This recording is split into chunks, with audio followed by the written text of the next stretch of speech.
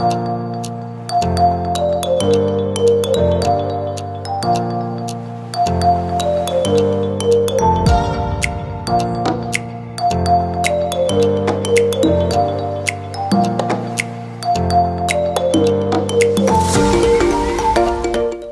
everyone.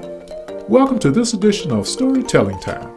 My name is William Porter, and this week, again, we have Jimmy Davies with us. Of course, he was with us last week, and he talked about his early life and his time coming up in Flint, Michigan. And we have him again this week, and he's going to go ahead and tell us more about his background, or at least finish that up with respect to computers. That's what we ended up talking about last week. Right. So do you want to finish up what we started last week as far as your experience in computers? Sure. Like I was telling you last week, is that I really was looking for a computer to go along with my janitorial service, help me with my janitorial service, and a friend showed me a Macintosh computer. It hadn't been out for a couple of years at that time. And I had played around with some DOS machines, or remember the old DOS machines, but nothing with a graphical interface. And that just blew me away. So beginning of January of 1988, I started McMaster's Computer Training Service. And because I didn't really know how to use one, didn't have one at the time, like I said, I would buy the books and study on the books. And I also ran into a couple of people. One guy's named Dan Perret. He worked at NASA. At the NASA facility there in Hampton, Virginia. And he was really big on Macintosh computers. And so I think our first job, we had a small job. We trained one secretary for one day at NASA. And he did that, but we used that one job. We went to the Army and said, hey, we just completed a job at NASA. And so they gave us a contract to train staff or train the officers for the Army. And we were training them on software like PowerPoint and Microsoft Word and Excel, and at the time PageMaker, and all the software was coming out during the 90s, and no one knew how to use it. So we couldn't train people fast enough. So I began to realize maybe after a year, maybe 6 months or so, I was doing a lot of the training myself. But I began to realize that no one knows how to use this software. So I went to the library, actually. And I looked up in that time the Yellow Pages to see who's offering computer training. I couldn't find anyone in Greenville, South Carolina, or Charleston, South Carolina, or Charleston, West Virginia, or Atlanta had people, or DC had people. And so it dawned on me, by this time I'm doing these regular sessions, by this time it dawned on me that I've got a business here. So what I did, I want to do a mass mailing of all the people that are using Macintosh computers in the state of North Carolina, state of Virginia, state of South Carolina.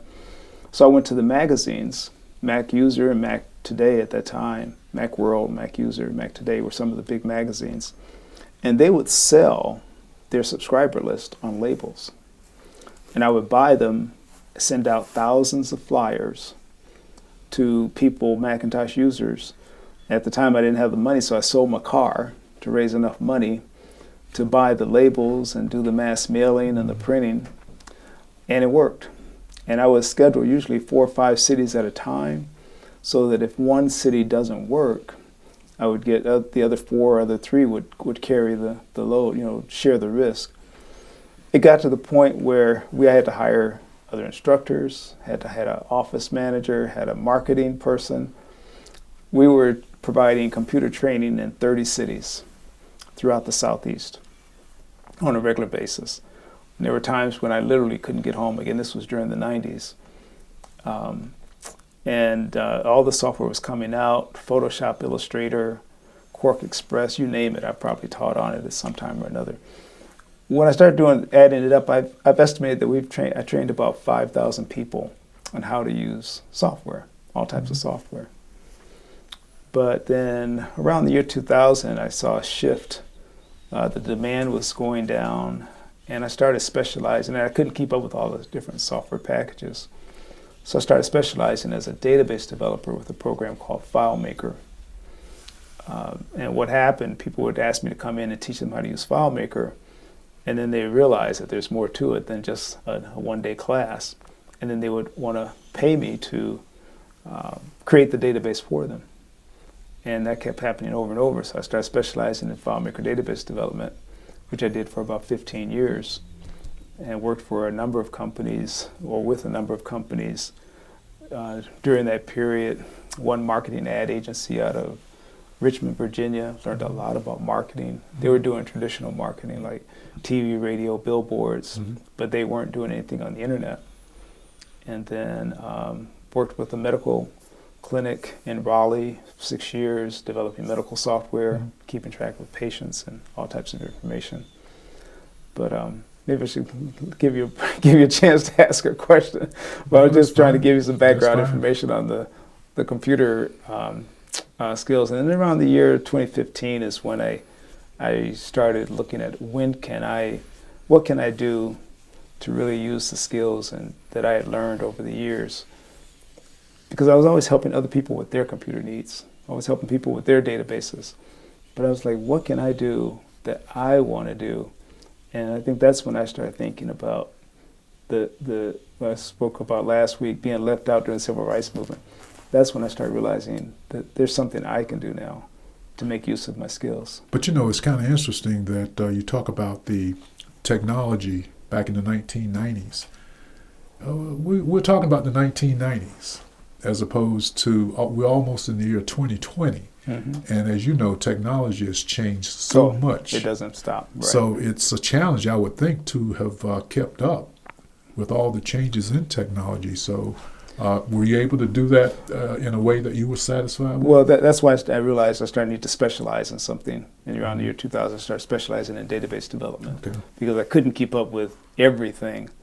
Something else I do want to mention that during the 90s, I don't know if you remember AOL when it was big. Well, Apple had a competing service called eWorld. And what I did, I submitted a proposal to Apple to have a section of eWorld for African Americans. And they accepted my proposal. So I worked with Apple for about 2 years on eWorld. We called it the African American Information Network, which was really the predecessor of Every.Black. A lot of the things we did then, we had about 600 people around the country that were signed up on eWorld through our portal, the African American Information Network portal, where we provide all types of information for the minority community. We had chat sessions each week, and provided information, whatever was going on, the news of the day. I think another couple of organizations that started too, I started realizing that computer trainers, there was no association for computer trainers.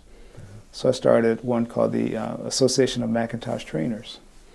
And these were computer trainers from around the country that were teaching Macintosh computers. We had about 250 members of the Mac Trainers Association. And then one other one I started was the Database Association, Association for Database Developers.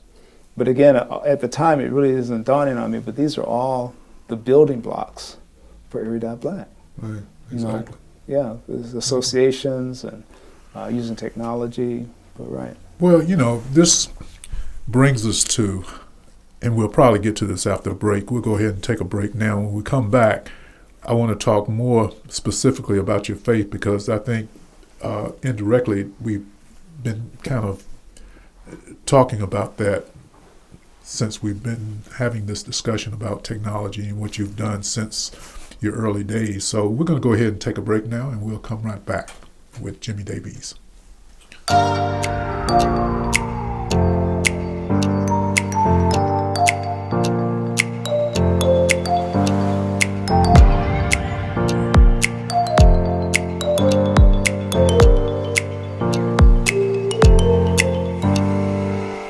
Welcome back. Again, we're here with Mr. Jimmy Davies, and he's been talking about technology and how he had been involved and still is involved in technology in his business pursuits. But we want to talk a little bit more about the background of his success in business that largely involved technology, and that is his faith. And we really haven't talked specifically about your faith, Jimmy, but and I assume that goes way back to your childhood. So where did you first recognize the fact that you had a destiny, maybe as guided by a divine influence in your life to move in this direction?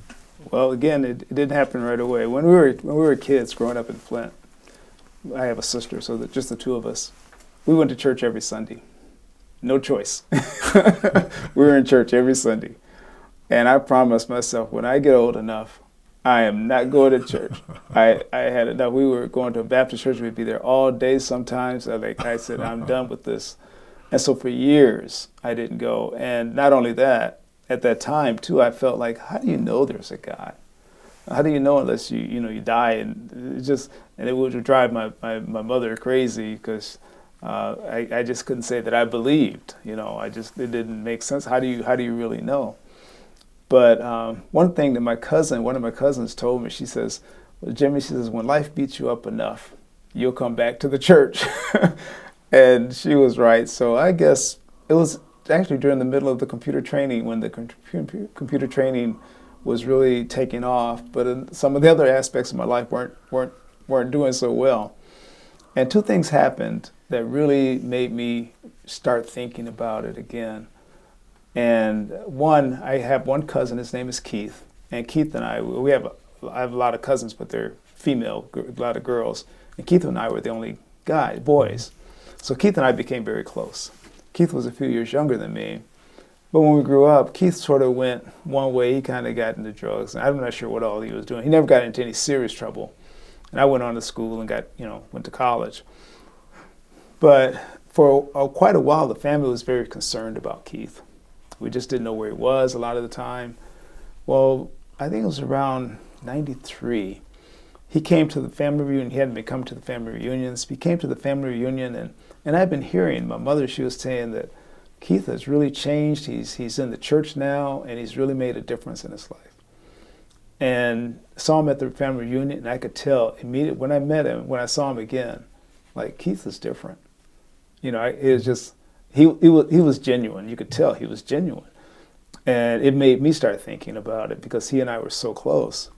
And I think the other thing that sort of got me really thinking about it was the guy. His name was Ken Boyd. Ken Boyd had been in prison, but he was a database developer, and I would hire him sometimes to help me with jobs. We were in Roanoke, Virginia, and I don't know if you're familiar with Roanoke, but there's a mountain there called Star Mountain. There's a big star on the mountain that lights up at night, and nothing else around there, just this one big mountain right in Roanoke. And so after the training that day, he says, let's go up on the mountain. He says, I want to show you a nice area that I found, and we went through the woods and got up on the mountain. And he took me to this place that kind of overlooked a cliff, brooks down below, stream, a beautiful area. And we started talking about God and the Lord.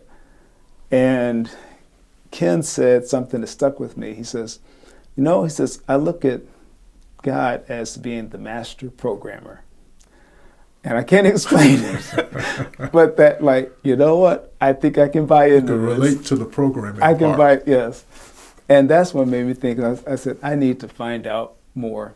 And I started going back to church on my own because I wanted to know, I just wanted to know. I wanted to figure this thing out. And so the more I started going to church on my own, after I swore I'd never go again on my own, then I started to come into the conclusion. Ultimately, I came to the conclusion, you know what? I think there's a God, and I think that as you're in business, I heard someone say, when you're in business, just you and the Lord. And sometimes it feels that way. It's like it's just you and the Lord. And some things that have happened to me, I can't explain it any other way. And it wasn't a day one that my faith is strong. It's an ever-growing thing, but I just came to the conclusion that I need to make some changes in my life. The way I look at the Bible, the more I learned about the Bible and study the Word, is that it's really a manual on how to live, and I try to apply it. Yeah, it is a learning process. It takes place over time. You're continuing to go upward in your knowledge and understanding about spiritual kinds of things, and And so your experiences, that's what I write about in the books that I've written, about the unusual and extraordinary and even sometimes miraculous things that happen to people, experiences that you can't explain. Mm-hmm. And that's certainly one of them. Yeah. I was going to say that I think because I'm in the computer field, learning all of this about technology, starting to I guess rethink my spiritual life, or the combination of those things, like what am I here for? The Warren, what's his name? Warren, the Purpose-Driven Life. Not Warren Buffett. No, not Warren Buffett. I can't remember his first name, but anyway, he wrote a book called The Purpose-Driven Life. And yeah, I think I know what you're talking about. Yeah, and we were reading that, and that's what made me think, like, why am I here? And so eventually I came to the conclusion that I need to use my talents and God-given skills to make a difference, which ultimately led to Every.Black. Yeah, I was thinking about this earlier, and that is, you mentioned purpose, and that's really what makes life satisfying, if you understand that you have a purpose, and if you can satisfy that purpose, then it really makes life a lot more satisfying than not knowing what your purpose is, or if you are just living life from day to day, not going in any particular direction. And so that's very, very significant.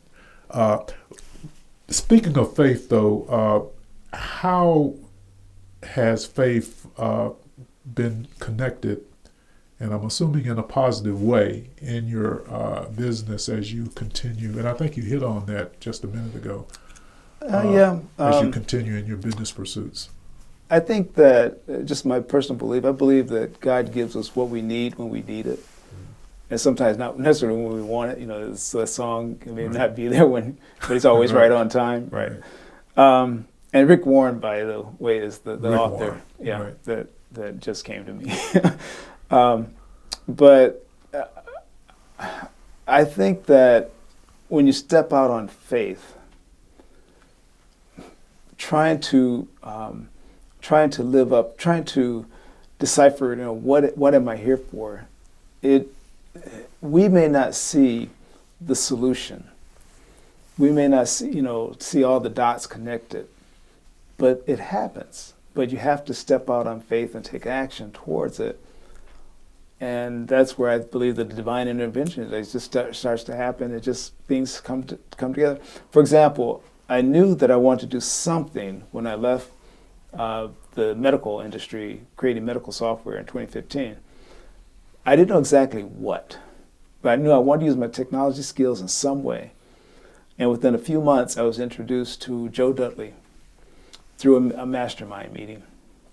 I had never heard of Joe Dudley. I actually received an email from Dr. John Ray, never heard of him. Started to disregard it because I didn't know who these people were, so I thought I'd Google them.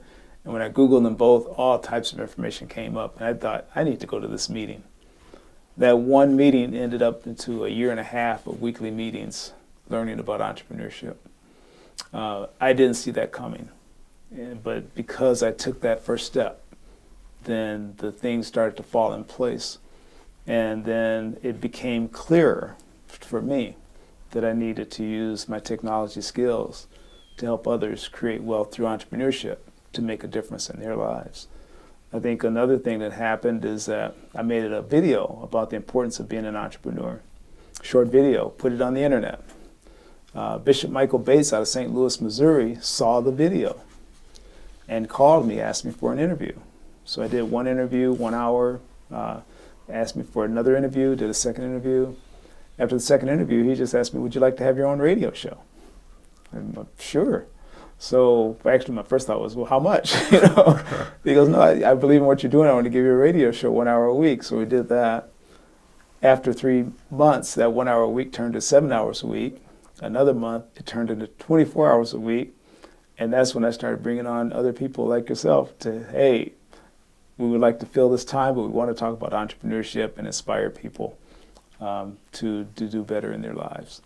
So, but again, you don't see that coming. But if you don't take those initial steps, I just think it's so important that you don't have to see the whole, as Joe Dudley says, you don't have to see New York in order to believe you can drive to New York. Right. You get in your car and you start going. Right. And if you hit a detour, you don't stop and turn around and go home. Exactly. You find a way around the detour. Exactly.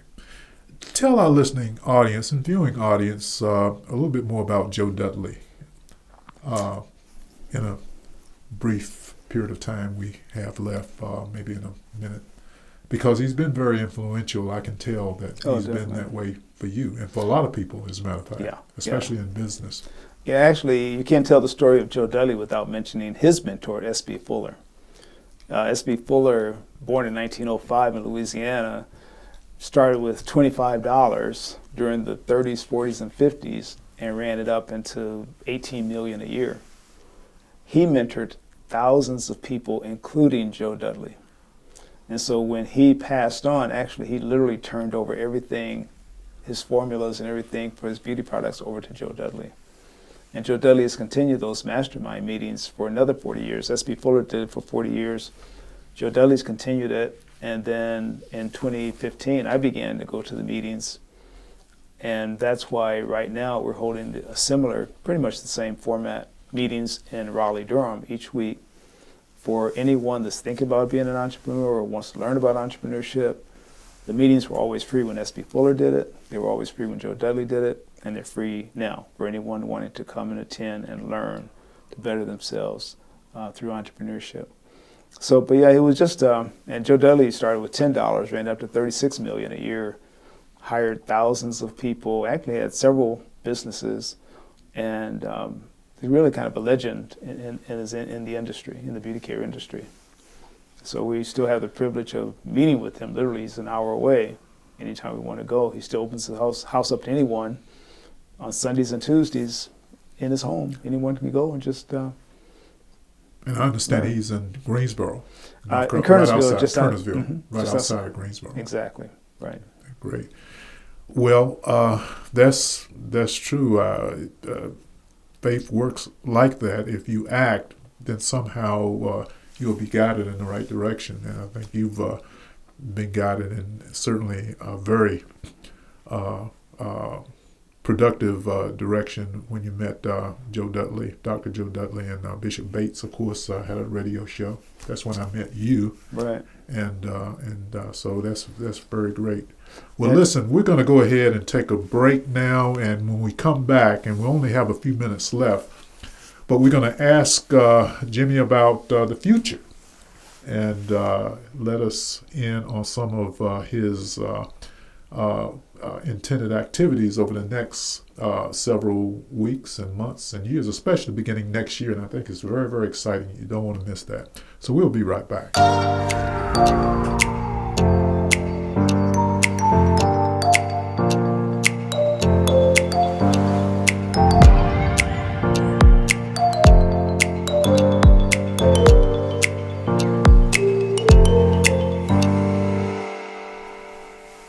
Welcome back. We're talking with Mr. Jimmy Davies, and you mentioned your work in Mastermind, and you have a Mastermind meeting that occurs every Monday. I'm a regular attendee at those meetings, and they're very exciting. I believe the last meeting I attended, there were over 30 people. But you were also telling me about something that you want to do within the next several weeks. It involves technology. You've talked to us about technology. That's very, very exciting. So what do you see for the future as far as what you've been doing in terms of technology and the vision that you have for Every Dot Black and moving forward in this enterprise? Sure. I think, I mentioned Joe Dudley. I think going to the Joe Dudley meetings helped me to refine the message, understand the mission, understand the message. I believe that Bishop Bates, when he gave us the radio shows, helped us to spread the message. So I think we refined the message, we're spreading the message, but I think we need to continue to use technology, not just over the airwaves, radio airwaves, or through the podcast, but I think it's also important that we use video as well. I think that's really the future. I believe that what we've done with Every Black is that we've kind of worked on a model, and now it's time to share that model with the world. What I mean by that is we've got a website now that lists the members. We've got a membership directory that we're publishing now to let the public know what the members are doing. We have, again, you mentioned the mastermind meetings where we meet face-to-face each Monday evening, and we also have a second group in Dallas now that has sprung up from our Raleigh-Durham group. We have a podcast where we're airing shows 7 days a week now on our podcast around entrepreneurship. We also have a virtual conference that we hold periodically, about 2 times a year, where we have just a day full of the presenters, and not to mention our presenters talking about entrepreneurship, where the members can do that. And not to mention, but our growing social media audience, with this particular Facebook and Twitter. We have a growing email blast list where we send out information out each week about what the members are doing. So we've I've looked at it this way over the last year and a half, 2 years. We've really kind of got a model in place now, and now I think it's time to share that, not just the Raleigh-Durham area, North Carolina area, but I think it's something that's needed really around the world. And I think it's time now to share what we've done, the information we provide through the podcast, the mastermind meetings, the networking that's going on, email blast, social media, virtual conference. It's time to share that around the world. And so I think it's time to take it to the next level. And speaking of around the world, we have listeners around the world. I understand as far away as certain countries in Asia and South America. One of the things that surprised me, as soon as we put the podcast out, we were getting hits from China and Canada, but South America, Brazil, Italy, Spain, Japan. There's listeners all over the world that are tuning in to our podcast.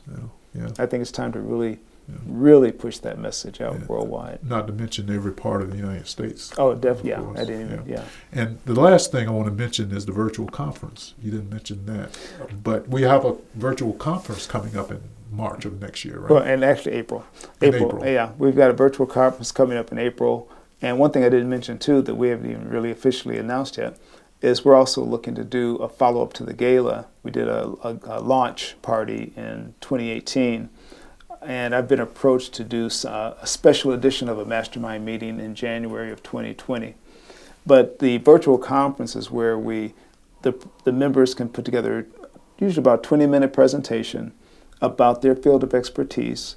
The last virtual conference, the theme was entrepreneurship or technology, the entrepreneur's equalizer. The next conference, the theme is going to be about branding. So for a day of really great information that the members are providing, anyone will be able to go to tune in and just learn all about branding from the members of Every Black. And so we do that about 2 to 3 times a year. And we always keep all the information is on our website, Every.Black, www.every.black. It also outlines to the different membership levels. I should mention that. We have a bronze, silver, gold, and platinum level. And we're looking to add even some more features to the platinum level, literally as we speak. Well, great. Well, again, just make sure you contact Jimmy and see how you might become involved with everything that we're doing. Again, it's very, very exciting, especially moving forward. We're coming to the holidays and the beginning of the year, and everything looks very promising as we move forward. Well, that's all the time that we have. And again, Jimmy, I'd like to thank you for being with us today. Sure. And keep us updated with everything that's going on with Every.Black. And to our listening audience, I'd just like to say that, again, whatever you're going through, whether it's good or bad, remember, there's always more. More good things coming your way. We'll see you the next time.